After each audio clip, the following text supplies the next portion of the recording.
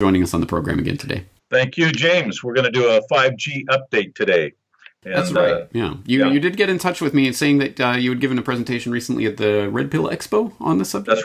That's right. Yep. So we've got a nice, tight little presentation, and I'm going to go through it with you because there's some wonderful factoids and things for people to get right up to date on kind of what 5G is, what it means to us, what it's threatening, what it's offering, and benefits, all that kind of stuff. So I'll just dive right in if that's okay. Let's do it.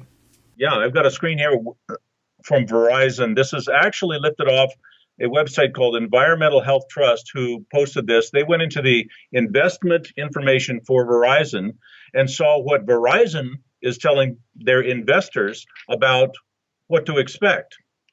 And I quote, "Our wireless business also faces personal injury and consumer class action lawsuits relating to alleged health effects of wireless phones or radio frequency transmitters." This is Verizon talking to their investors, saying this could injure people.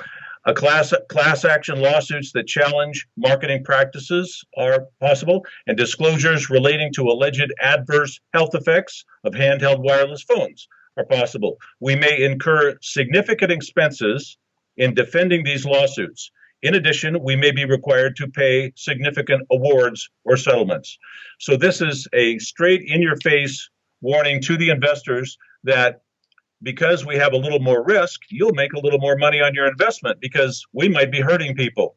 And so we have to give you a little more money on that risk, on that investment you're making. So this is a little bit disturbing because for those of us who use the technology, we don't want to be guinea pigs. We don't want to be used that way. We don't want to be experimented with, and we don't want to be a cash source for investors who want to go into high-risk investments. So that's what Verizon is telling their investors. I'm going to talk about new technologies being developed for 5G. And the reason these are interesting is that I'm going to outline 5 technologies that are not yet developed, all of which have to be developed and standardized before 5G will work. So if you understand this, none of this works, and it's all necessary for 5G to work. So let's start at the top. Millimeter waves, 30 to 300 gigahertz. So that's very high frequency transmission of cell phone data. They haven't done that yet. They're developing that. Obviously, in a few cities, they have that working to some extent. They're calling it 5G. It's not really 5G yet. There's all kinds of little cheats they do. Okay, the next technology is small cells, more cells, fractured relaying traffic. And what that means is they have to learn how to pick up the signal from an echo off of a building. And this is not something they've ever had to do with 2G, 3G, 4G. This is the transmission is so faint and frail that if they don't pick up echoes, they just can't get it in most places or many places. The next technology that they have to develop to make this work is called MIMO, multiple input, multiple output. And for that, you will see those big cell towers. You see maybe 12 to 20 big cell transmitters on each one, those real big ones in the middle of the city. You might see 4 or 5 out in the country on those. Okay, it'll be 100 plus. So it's a big ring of them, and there'll be multiple rings, and each ring will have 100 transmitters. And so this is how to keep all those transmitters from interfering with each other, how to make all those transmitters find what they're supposed to find. Totally new technology. 5G will not work until that is all working smoothly. The next technology they have to develop before 5G will work is what they call beam forming. So they have to direct energy directly to your phone, and this will be high energy density pulses in a beam. And that means that they have to figure out how to make cell transmitters beam out like that. This is totally new technology. Almost every transmitter in history, even radar, everything, goes out like a light bulb in a spherical pattern. To make it beam and to direct it is new technology, and to do that all over the city and country and world is obviously going to take time to perfect. The final technology that they're developing is called full duplex, and this is simultaneous two-way traffic, and this is just the the challenge, when you have a walkie-talkie, you have to turn it off to hear, and then you turn it back on to transmit, and one transmitter won't go two ways at one time. Well, they're figuring out ways now to make that happen, and they're calling it full duplex, but it's not perfected yet. So all 5 of those technologies that I just went over have to be scientifically developed and standardized, and before 5G can be fully and truly implemented. So when they tell you we're ready to go with 5G, they are not ready at all. And we'll get to more of that here very quickly. So I got kind of good news, bad news situation. Good news, the 5G's higher frequencies are more easily shielded with thin sheets such as aluminum foil or shielding paint. So these are very high frequencies. So yeah, a sheet of tinfoil will even shield most of 4G and those kind of things. So absolutely, a thin sheet of metal of some kind or certain materials will shield 5G very effectively. That means your cell phone won't work on 5G, but that means you're not getting biologically damaged by the radiation. The bad news, metal screen does not shield the higher 5G frequencies. So 5G frequencies are much higher frequency. They're much smaller. They get through metal screen. So this is new. It used to be that you could put metal screen on your windows and effectively shield and protect yourself from certain, the cell phone tower down the street or whatever. Well, you won't be able to do that with 5G. The 5G will come right through your metal screen. So you have to have solid barriers. You can use certain kind of shielding paints or like I said, aluminum foil or they have curtain material that shields, as long as the curtain material is very dense so that the 5G frequencies don't go through it. More bad news, there are currently no consumer-level scanning meters that can measure 5G frequency exposures. So all the scanning meters we use, and I talk about them on my website, and we even have video tutorials on how to use them and everything, they're about $200. None of them will measure 5G frequencies. 5G frequencies are way up in the stratosphere. In order to measure 5G, you need a spectrum analyzer, and you need a college degree to know how to use that, and the spectrum analyzer costs $10,000. So it's not practical now, and we got a big problem because we do need to know our exposures. There's no other way to know your exposures unless you're scanning. So every new small cell antenna set will transmit old 4G signals. Now this is 600 megahertz to 6 gigahertz. That's what we all talk on with our cell phones. That's 4G signals. New 5G signals will always have to carry that signal. And this is very important. 5G simply is not reliable enough. A wet tree will block it. So you have to have that 4G supplementation. And so the 5G signals, which are 24, 28, 39 gigahertz, way up in the high frequencies, have to be supplemented by the 600 megahertz to 6 gigahertz signal. This is important. I'll explain why. At this point, I have a video to show you about exactly how soon the Wall Street Journal thinks you will have true 5G. News is heating up about 5G, the ultra-fast wireless technology that has the potential to connect everything from smartphones to self-driving cars to virtual worlds. Over time, 5G could theoretically replace 4G, but that's at least decades away. That's because 5G requires new infrastructure, clusters of antennas that are closer to the users. This will likely take years to install across the country. And while most of the major cell carriers have already started to roll out 5G, they've only started installing it in some major cities, meaning 4G isn't going anywhere in the near future. This brings us to our final myth, that 5G is coming soon. This is only true for people in certain areas of some big cities. In the US, one of the first countries with 5G services, many of the major cell carriers, including Verizon, AT&T, and T-Mobile, have announced plans for nationwide 5G coverage. We're planning for a 5G future that covers you from coast to coast and everywhere in between. But so far, these carriers have only deployed 5G in large cities with high population densities. T-Mobile customers, for example, can expect 5G access in at least 5 cities, including Dallas, Las Vegas, Los Angeles, and New York by the end of 2019. But since providers are focusing first on bigger cities, the launch of 5G services could take many years to reach rural areas across the country. And many rural areas in the US have yet to even adopt 4G. meaning a nationwide deployment of 5G technologies could be a long way away. And that video explains very clearly that we will not have 5G anytime soon. In Wall Street Journal's words, it will be 10 to 20 years, decades in their words, before 5G is fully implemented, certainly nationally and probably in most cities. So some more 5G factoids. 5G will probably never be applicable to driverless cars. And that's one of the big problems. Oh, we'll have driverless cars. Well, no. 5G has a short range, it has a weak signal, and it's subject to interference. It's just not suited for that kind of thing. They're doing driverless cars with 4G right now, and there's no advantage to 5G. They say that they'll have more bandwidth, but they don't need that bandwidth to do driverless cars, and they'll have this very frail, high-frequency, unreliable signal. So you will probably never see 5G used for driverless cars. And, as far as driverless cars go, isn't this a strange argument? Because, what do the environmentalists say? They look at the freeway and they say, well, there's only one driver per car. We should have public transportation. We should have more people per car. So driverless cars is less people per car. You could double or triple the number of cars on the highway without doubling the number of drivers. So this is a traffic nightmare coming. So this whole business of driverless cars, all it does is save companies the investment in their drivers, like truck companies or whatever.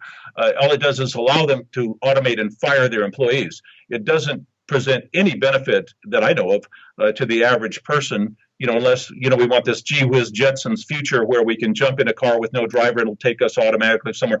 Well, I think we're a long way from that, and I'm not sure that's any major sociological benefit. Anyway, but moving on, 5G will probably never work well without 4G supplementation. That's a point I have already made. And that's important to realize, because 4G is what's in your cell tower down the road. You want to be a half mile or a mile away from that.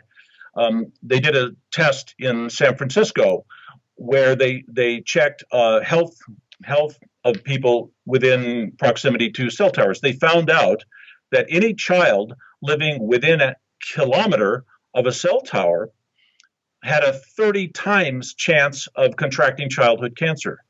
So it's a horror story. And 4G has to be tied in with the 5G. So when they move all these 5G antennas closer to us, it's a weaker signal. It has to be right next to your house. It has to be right down the street. That's a 4G transmitter there, the one you don't want half a mile away. And they're bringing it right onto your street. So this is extremely dangerous. 5G frequencies, moving on, have never been tested for continuous exposure and biological effects on humans. Never. Never have we had this kind of a massive experiment of a particular frequency, a particular type of technology, exposing people to things that we know to cause biological harm. And we're just going to go do it, like Tom Wheeler, former FCC chairman Tom Wheeler, said we need to do to make their billions of dollars and health effects be damned.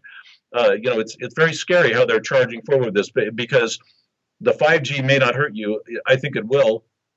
I think there's plenty of science on that, but certainly the 4G will, and the 4G's coming to a neighborhood near you very soon.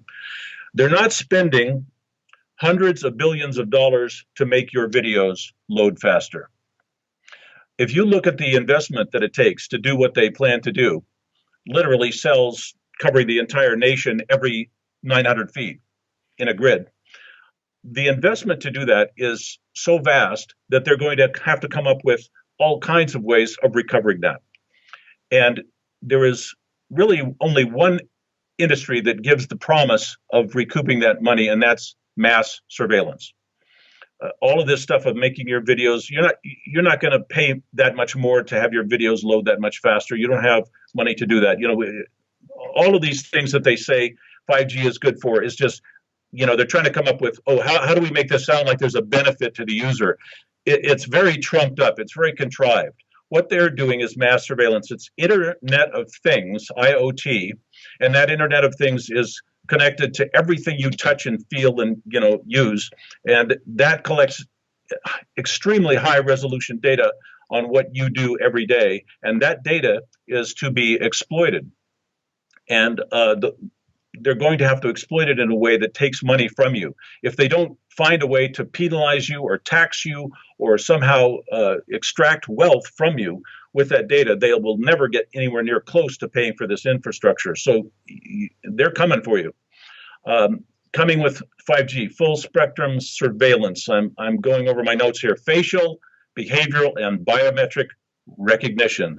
So they will know who you are. They'll catch your face. They do it now by looking at you from behind, the way you walk. They have enough identifiers in a gait and a timing and a movement to identify you just as well as when they scan your face. And they will be doing that with cameras, and that'll be going into these databases. We're talking about all this mass surveillance that they're going to have to be doing. Database integration. So any information about you they collect points to all information about you. So when they do that facial recognition, boom, into their databases or connected to their databases is your driving record, your employment record, your credit card history, all of your phone calls, all of the stuff that Edward Snowden exposed they were doing, everything they can possibly collect. So any one piece of information with which they can identify you gives them access to all of it. Digital assistants, like Alexa, these things will be linked to toys, appliances, gadgets, everything electrical. We'll be talking to things all the time. And they'll be recording our voice, recording what we do, listening to our mood, looking at what we buy, looking at what we might buy, looking at what our psychological condition might be at that moment. And they'll be hearing us on thousands of microphones. This is mass surveillance.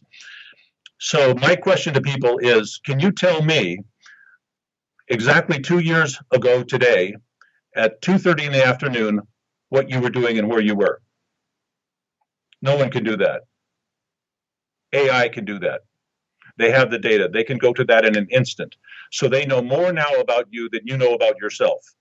And we're in a situation now where, for instance, if you use the GPS maps in your car, this is the first year, 2019 is the first year in human history when you could have a gadget in your car that could navigate better than you. So we have AI exceeding our intelligence, exceeding our level of competence. So think about what's coming when that goes farther down the line, when AI can run circles around you intellectually. Back to the notes. With 5G, the Internet of Things is planned to collect data from 20 billion cameras, microphones, sensors, and loggers to central databases. That's the 5G system, 20 billion input devices. That's more than 60 monitoring devices for every single American. So you are in a soup of surveillance. They will find ways to exploit your personal data by violating your wealth, property, liberty, and privacy. They will have to do that to recoup the investment in the massive 5G deployment, the infrastructure. Opening your windows, your curtains in your window exposes you to your neighbors. Using electronic gadgets exposes you to the entire world. It's the same thing as opening a window. When you turn on that gadget, when you use it, when you let it monitor you in any way. The idea of IoT and 5G is the idea that every electric device will be a surveillance device. So all of this will be sold to you by convenience, some convenience. And it thinks for you, it does things for you, it helps you. And every time you accept that convenience, you will be losing your personal security and your privacy and all that, all the above. Their excuse for putting 5G so near our living spaces is that 5G is less powerful. But with every 5G antenna, they will be putting the 4G, less than 900 feet from your home. I've gone over that, but that's in my notes here. The negative health effects of putting these in our neighborhoods is incalculable because there are already something like 20% of the population is electromagnetic sensitive already, and the wireless exposures are getting higher and higher all the time. And every time they get higher, there's more people who are sensitized to this. And the sensitization means you're getting headaches, you're getting brain fog, you're getting memory loss, insomnia. You don't know why. Most people who have electromagnetic sensitivity have symptoms, but don't know why. They don't know what the symptoms mean. And the doctors they go to have no idea either. So the wireless exposures, and I'm talking about all of it, not just radio transmissions, but electric fields, magnetic fields that we live in. Motors generate magnetic fields. Electric fields are coming from almost every house wiring. All of this stuff compounds. And now we are getting to a threshold of sort of critical mass where people, like I say, 20% of us are already subject to symptoms from this, and everybody is subject to, down the line cancers or whatever. So, okay, on my notes, hardwired is better. There's a thing called MoCA, Multimedia over Coax Alliance, MoCAalliance.org. When you hardwire things, you have a well-established standard. You have 2.5 gigabytes per second. This is many times faster than any wireless transmission. You have much higher quality transmission. You have less than 5 millisecond latency. So when you hardwire your house, you have a far better experience with your electronic devices, a far better result of everything you want to do on the computer. And you don't get sick from the radiation. And people are finding out now, just these few devices we have in our house, Wi-Fi, maybe cordless phones, maybe a baby monitor, even the microwave oven, and everything that puts out frequencies is going to make people sick in time. So, it's time to reduce all that stuff. So what the research shows that biological levels of EMF at the cellular level. Okay, so I'm going to give you a list of things that radio frequencies do to your body at the cellular level. Everything your body does starts at the cellular level. So that's where your health is. That's where everything happens. Everything goes on. The first thing, DNA in single and double strand breaks. So when you're in a radio frequency environment, you're getting DNA damage. You're becoming a different creature. That is not recoverable. That is a mutation that's permanent for the rest of your family line forever. Radio frequencies do that to you. Electric fields do that to you. Magnetic fields. The things I'm going to tell you about right here, the DNA break-in and the few other things, every one of these things is established as fact by peer-reviewed science. So we know that your radio frequencies are doing this to you. DNA damage, the next thing, oxidative damage. So, that affects your immune system, that affects the function of your body, all kinds of metabolic processes. Disruption of cell metabolism. So your cells can't do their work. They can't replenish, they can't express waste, they can't take in nutrients. They're in stress mode from radio frequencies. So obviously you're looking at premature aging, all kinds of immune system problems. Next, increased blood-brain barrier permeability. So now you're getting toxins in your brain. You're accelerating Alzheimer's. You're accelerating all kinds of neurological pathologies. Next thing, melatonin reduction. Melatonin, you can't sleep. Your moods are swinging all over the map. Next thing, disruption to brain glucose metabolism. So you don't have your energy. You're fatigued. You're run down. You can't figure out why. Generation of stress proteins. So there's 7 things right there that you're damaging when you hold your cell phone at your head, when you have any wireless device near your body, when you're in the environment where there's, say, Wi-Fi or such things. Okay, let's talk about the standards of what your country and your government allows you to be exposed to. If you live in Salzburg, Germany, you are allowed to be exposed to 1 microwatt per square meter of radio frequencies. Now, you don't have to worry about the technical, what a microwatt per square meter is. It's just a way of measuring it. So you get 1 of those.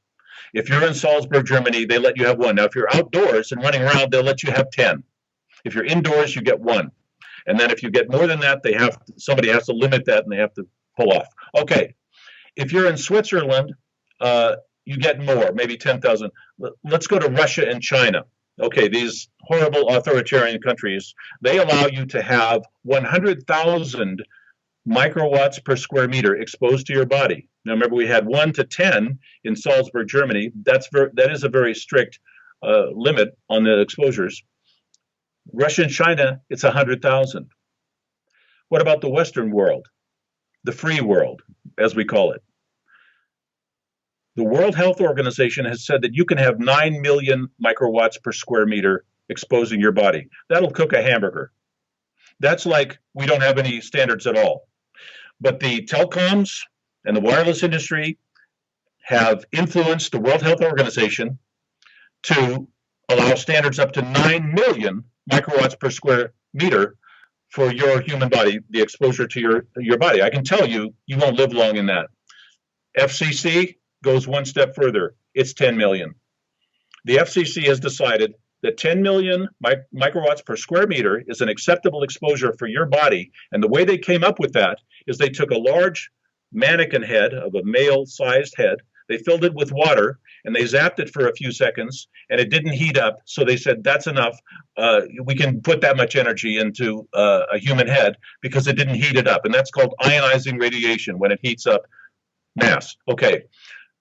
It is now absolutely confirmed by many thousands of scientific peer-reviewed studies of different kinds that non-ionizing radiation is cancer-causing, is harmful, is biological damaging.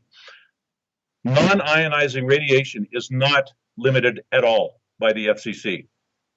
So they took the ionizing radiation, the stuff that actually measurably heats up, equivalent of more than a gallon of water in a few seconds, and they said, oh, that doesn't heat it up, so that's okay, we can do that to a human head. And of course, you have human heads that are much smaller, you have people that are in frail medical condition, all this other thing. And so even the ionizing radiation that they say is safe is not safe, even close to safe. It's 10 million microwatts per square meter they can put right at your skull, and that's approved by the FCC. So this is big news because the FCC is not a medical organization. Their only job is keeping bandwidth from interfering with each other around town. So they don't protect us medically. They're not designed to do that. And then they have nothing but telecom insiders serving as their directors. So the telecom industry has used the FCC. It's called the captured agency, and for very good reason. The telecoms have used the FCC to push the limits to the sky and give them whatever they want. And to the extent that's not even been possible in Russia and China. The free world apparently has this problem where we have corporations are more able to influence our government policies than they are in authoritarian countries. Figure that one out. The term EMF stands for electromagnetic frequencies, and the term EMR, electromagnetic radiation, they mean the same thing, includes not one but three main categories of harmful biological exposures. I've touched on this. So they got the three: radio frequencies, electric fields, and magnetic fields. And all of these things are in our environments in large amounts. So radio frequencies is anything wireless. Electric fields is wiring errors in your house. Your wiring starts to broadcast and emanate electric fields. It's called transients, is the electrician's term for that, but we call it dirty electricity. Motors put out dirty electricity like crazy. Inverters for solar put it out. Now, this is where there's a lot of myths, and I want to do a little myth busting right here. People say, oh, you can't have solar. They have inverters. They have to convert that DC to AC so you can use it in your house. Can't have that inverter. Why not? All you need is a line conditioner. You put a line conditioner in, and now you have clean, perfect sine wave coming into your house. Your inverter's tamed way out in the shed, wherever it is. There's no dirty electricity getting to your living spaces at all. I live on off-grid solar, and I have inverters, and I have perfectly clean energy. I've measured it. I have scanning meters, and all you need is a good line conditioner, and we talk about that at my website, emfhelpcenter.com. So there's a lot of misinformation that solar is bad in this way. It's not if you take care of it properly. And magnetic fields come from motors, old, poor wiring, large appliances, and they're associated with electric fields. So magnetic fields. I spoke to a woman who called me. I get a lot of calls from people who are just, I'm sick, I don't know why, or I think this is EMF, how can I shield this? I get calls all day. And this woman said when she was a child, maybe 7 years old, they put her in a bed by a wall, and right on the other side of the wall was a big refrigerator motor. And she slept in that bed through her teens, so probably 10 years plus, and she became hopelessly electromagnetic sensitive. She can't walk up to a computer. She can't use an electric device. She is seriously disabled and handicapped. And the only reason, one and only reason, was that they had her sleeping 2 feet from a large motor as she grew up and as she developed. So as I said, roughly 20% of the population are EMF sensitive or symptomatic, like an allergy. but everyone is damaged by radiation, whether they have symptoms or not. Many people have medical problems caused by EMF, and neither they or their doctors realize the cause. EMF can be a factor in anything that can go wrong with your body. So if something's going wrong with your body that has nothing to do with EMF, but you also have EMF exposures, that will be worse. You will make it worse. So you want to have a clean electromagnetic environment no matter what, especially if you're ill or sick or in any way compromised physically. So the mistakes that people make with EMF, number one mistake, I think, in some ways, is not believing someone when they tell you they are EMF sensitive. People do know this. People do feel it. And of course, we can't see it. We can't feel it. Not all of us are sensitive. Not all of us are symptomatic. So it looks like they're just a crazy person. They're not. They feel it. And it's damaging them physically. So there's two levels of damage it does. It does the immediate symptomatic effects to certain people, a certain percentage of the population, and it does long-term cancer type effects to all of us. The book Dirty Electricity by Dr. Sam Milham very clearly explains that in the 1920s, when electricity was just starting to be used, there was a trailing cancer epidemic in the cities where the electricity was being installed at that time. It took another 20 years for the electricity to get installed in rural areas, and there was a cancer epidemic trailing that installation. So this has been very easily followed by studies, demographic studies. So just by this dirty electricity, those were in the days when they didn't even understand grounding. Grounding is very important to reduce the electric fields that electric circuits cause. But in the early days, it was very clear there was a cancer epidemic following the installation of electric utilities and infrastructure. So thinking that if you are not EMF sensitive, that EMF cannot hurt you just because you're not symptomatic, that's incorrect. It is harmful to all of us, and that means radio frequencies, electric fields, and magnetic fields. So that gets me through my notes here, James. And did you have questions coming up in your mind as we went, or anything else that you were wondering about? Well, yes.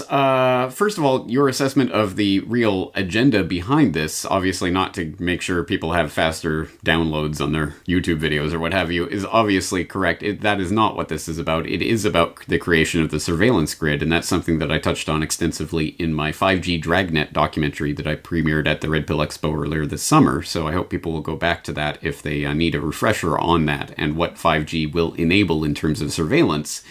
But I think the question that everyone has when it comes to this subject is then, well, what do we do about this? Because this is an infrastructure that's being put into place around us that we seemingly have no control over. How can I prevent this from going on in my neighborhood? What is your response to that? There are cities who are banning it. There are cities who are challenging the FCC ruling that they have no authority to zone their own districts. So there are a lot of lawsuits. There are going to be more lawsuits on this than anything before. We have all this legacy of DDT, tobacco, asbestos, these things that some industry decides they can just foist on the public and then not test it and not check it for health effects. Well, that's exactly what this is. And I hate to say this, but the industry is pretending like this is completely harmless and this is perfectly okay. In fact, I just saw a presentation. The military has a spokesman out, a retired airman by the name of Quast, who made a big deal about how we're going to have wireless connectivity all over the world without any wires anywhere. We're going to have it all coming from satellites. And it's just utterly absurd. It's utterly childish to imagine that you can blanket the world with electromagnetic frequencies and not have a massive biological effect on humanity, much less all living things. We can't broadcast all of our connectivity from space and have it simply, it's sort of like if you need a drink of water, you have to go stand under Niagara Falls to get it. It's just so stupid. And it's destructive, and it's not practical. It's not functional, and so they're going to say, well, it just means we have to work out the technology to where we have it, so it's going to work right. No, you can't put that kind of electromagnetic exposure on where humans inhabit. So you do have. It is an excellent question, James, of how do we protect ourselves, because their idea is total saturation. And without total saturation, they said, well, then you have these dark spots. You know, you don't want that.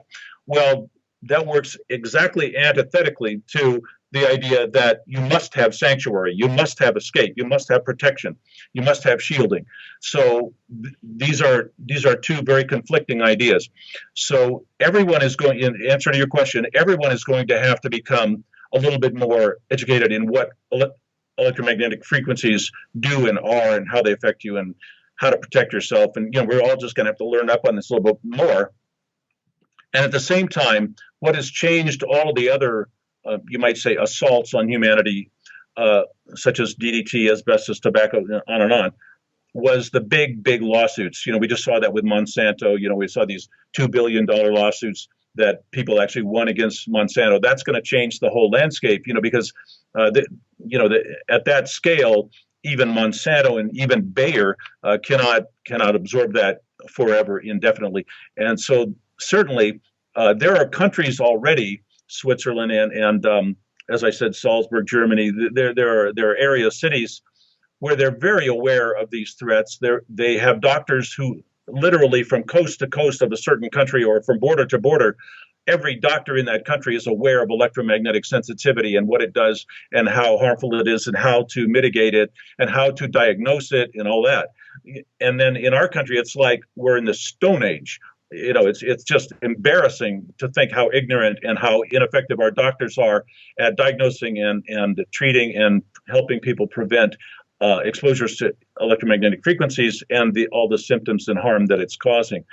We are in the dark age. So as doctors become more educated, as people become more educated, the political pressures will be absolutely unbearable on the powers that be. Now, remember, on the other side, never has there been something that's this harmful that has made this much money for this many people. The wireless industry, the whole surveillance industries, what have you, all the gadget industries. I mean, think of how many wireless things are in our lives right now. And here's the problem. The same people who are getting sick from wireless exposures are addicted to their cell phones. They're buying the technology. They're asking for more. And they may or may not know that it's making them sick. They still want it. They still want that convenience, that connectivity. The rewards of using cell phones and the social networking and all the connection and all the applications, everything it does, it's phenomenal. I mean, it's beyond belief what kind of benefits it could provide for us, but it provides it for us on the wings of this toxic technology. So we have to figure out how to wire things every chance we get. We have to figure out how to shield things. The building biologists say that it is far better to shut off the wireless than to shield it. There's no such thing as perfect shielding. Shielding can, go say 90%. That's good, but it's never perfect. So if we can shut it off and just look around the house and think of what have I got around the house that I could shut off, I could live without. And you can shut off that Wi-Fi. You can use an Ethernet cable. You can figure out a way to wire this up. There's all kinds of ways. We help people with that at my website all the time, especially with utility meters, the smart meters. Those are a major problem that make people sick all the time. So I'm sorry, I'm going on and on, but well, I think you raise an exceptionally important point, which is that the solution to this probably isn't going to be on the supply side, because there is more than enough motivation for the players that are already putting this infrastructure up to continue rolling this infrastructure out. The real solution is going to be on the demand side, and getting people to realize that you are buying into your own enslavement and your own health ruination by buying this technology and clamoring for it as they roll it out. And the real solution then, if it is to be found on the demand side, is through education, exactly as you say, which is what the EMF Help Center is doing. Tell us a little bit about the work that you do there. Yeah, and I did want to make one point about reading. I said that we do not have a scanning meter yet for the 5G frequencies. There are a lot of entities who are working on that right now. So that is a problem that will be solved, I assume, within a year or two at the most, to have a consumer level scanning meter or some sort of detection device. So you will be able to detect 5G exposures. That's a major part of the solution, because the scanning and knowing where the frequencies are, and then shielding, and then knowing if you have successfully shielded, that requires a scanning meter. That is how it's done. So, keep your eyes and ears open for when we have some way to affordably detect 5G frequencies, the high frequencies, and that'll be a big important thing. Yeah, at EMF Help Center, for a long time we were helping people with utility meters by literally selling them an electromechanical meter. That's the analog one, the old one your grandma had. We sell it to them, and we give them a notice, a legal notice to send to their utility company. You are trespassing with harmful radiation, surveillance, fire hazard, dirty electricity. I could explain all that. It's a horrible thing, these electronic utility meters. And since you're trespassing with those, you have to have it off our property within 30 days, or we will put a safe and lawful meter on there, and you have no recourse. And that worked for a couple of years. And that actually bought people a year or two of time without the new meters. And the power companies say, okay, we'll get back to you later. Well, now it's later. And now they're shutting people off. So we found out that if you threaten them in that way, they'll say, well, okay, we'll just shut off your electricity. And now they're no more Mr. Nice Guy. They're playing hardball. They just shut you off. And if you don't like their meter, they shut you off. And I spoke to someone the other day who was, that going through this with their power company. It was they had had to move their utility meter and do all kinds of things and install line conditioners and do all this stuff.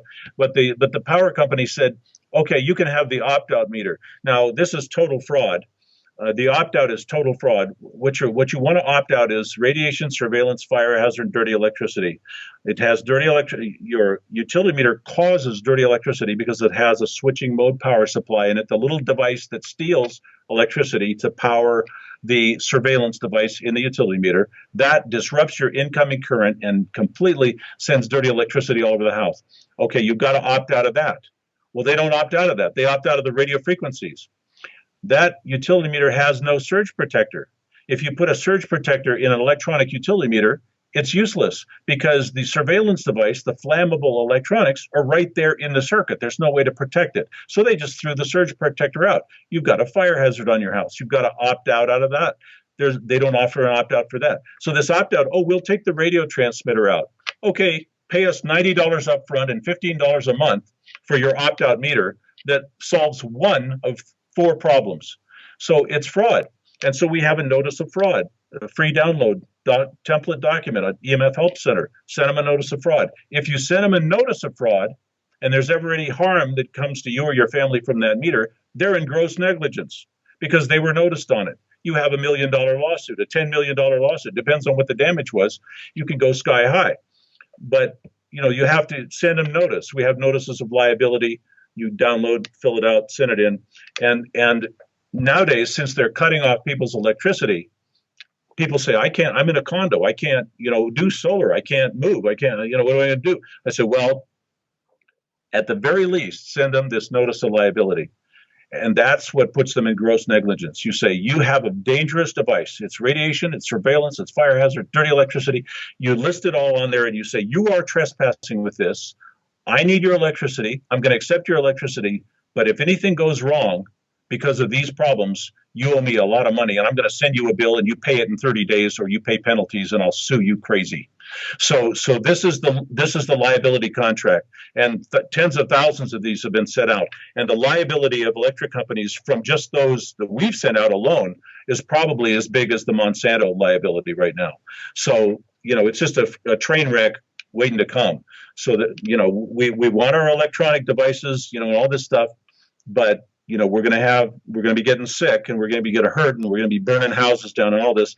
So, where do we stand on this? I think that this is one of those sadly really polarizing things. If you work for the wireless industry or if you love wireless gadgets, if you're a futurist, if we could get into the transhumanist thing, if you love all this, you're going for it. And the other people are saying, well, all of this hurts you physically. All of this is biologically harmful. So we've got to put the brakes on. So that's, how is society going to resolve that?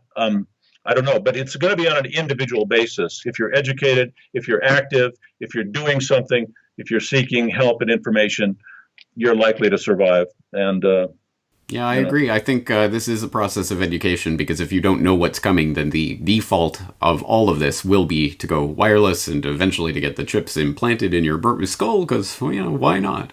Yeah, I see very clearly where this is heading and whose interests it benefits, and it is not the average person. It's not anyone, really, because we will all be affected by this. So it's an extremely important issue, one that we'll obviously keep coming back to time and again, because it is fundamental to even the way that every single person, I'm sure, is consuming this media right now is probably through some sort of wireless device, 99% of the audience. So it's something to definitely keep in mind, something we have to keep an eye on. And I'm glad you're there doing that at emfhelpcenter.com. We will link that up in the show notes so people can go there. Lots of information. Jerry Day, I think that's going to do it for this conversation. Thank you for the 5G update. You bet. Good luck, James. I love the corporate report myself. I'm a fan too. Excellent. Thank you. Thank you.